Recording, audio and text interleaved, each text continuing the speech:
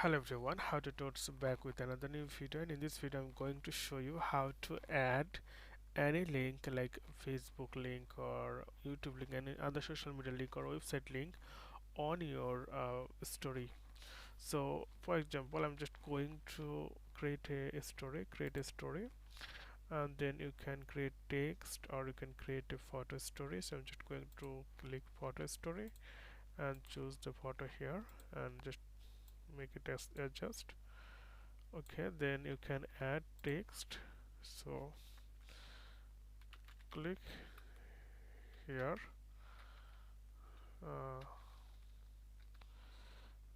visit this link.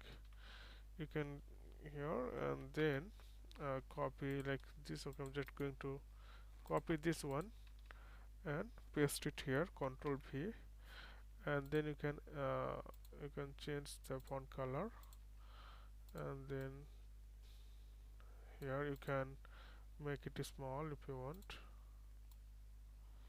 and it's look beautiful. And after that, go to here, share a story. So okay friend, today is Norman. Thank you for watching the video.